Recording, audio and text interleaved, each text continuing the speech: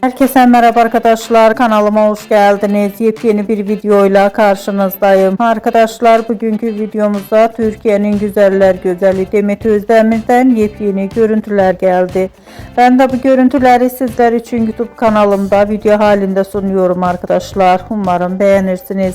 Videomu beğendiyseniz kanalımı izlemeyi ve bildirim butonuna basmayı unutmayın.